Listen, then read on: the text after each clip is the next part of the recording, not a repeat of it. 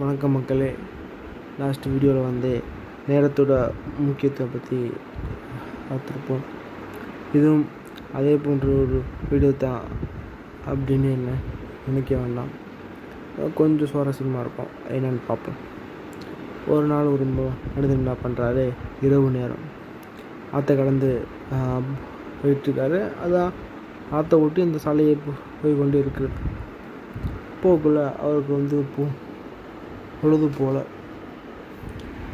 அப்போ அவர் என்ன செய்கிறார் அப்படின்னா,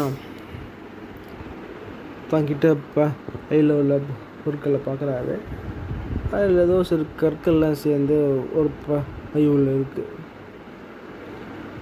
அது யாரோ வச்சுருக்காங்க, அவங்க வீட்டில் யாரோ வச்சுருக்காங்க அந்த கற்களை. இவர் என்ன பண்ணுறாரு, அந்த கற்கள் எடுத்து நமக்கு தான் பொழுது போலையே அப்படியே ஒவ்வொரு பொருட்களாக வந்து அப்போ இந்த மாதிரி போயிட்டுருக்குள்ள அந்த பையன் என்ன பண்ணுறாரு, ஒவ்வொரு கல்லாக தூக்கி போட்டு என்ன பண்ணுறாரு, விளையாடுறாரு. தூக்கி போடக்குள்ள ஒரு சவுண்டு வரும். அந்த இரவோடு விளையாட விஷயத்தில் அப்படியே ஒரு அசையும்.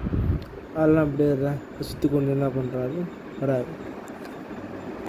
பொழுது விடிகிற சமயம் எல்லா கல்லும் தூக்கி போட்டார். ஒரே கல் மட்டும் பாக்கி இருக்கு உள்ள. இந்த கல் எடுத்து வெளிச்சத்தில் பார்க்குறாரு. பயந்து போயிட்டார், எதிர்த்து போயிட்டார், ஏமாற்றம் அடைந்துவிட்டார். என்ன காரணம் அப்படின்னா, அது சாதாரண கற்கள் கிடையாது, வைடூரிய கல். ஆஹா, நமக்கு தெரியாமல் போயிடுச்சு, அது தெரிஞ்சால் எல்லா கல்லும் வச்சுருக்கலாமே அப்படின்னு நினச்சார். இதுதான் நம்மளுடைய வாழ்க்கை. என்னென்னு புரியறதுக்குள்ளேயே வாழ்க்கை போயிடும். அதுக்கப்புறம் திரும்பி வாங்கணும்னு ஆசைப்பட்டால் அது அவ்வளோதான்.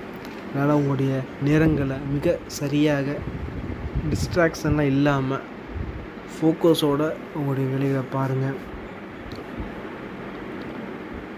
டிஸ்ட்ராக்ஷன் வந்துச்சு அப்படின்னா என்ன செய்யுங்கன்னா, ஒரு நோட்டில் எல்லாமே அப்படியே எழுதிக்கோங்க.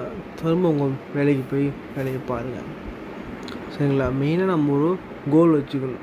கோல் இல்லை அப்படின்னா நம்ம மெயினாக ரொம்ப டிஸ்ட்ராக்ஷன் ஆகிட்டே இருக்கும். World is full of distraction. So உங்களுடைய நேரத்தை மிக சரியாக பயன்படுத்துங்க.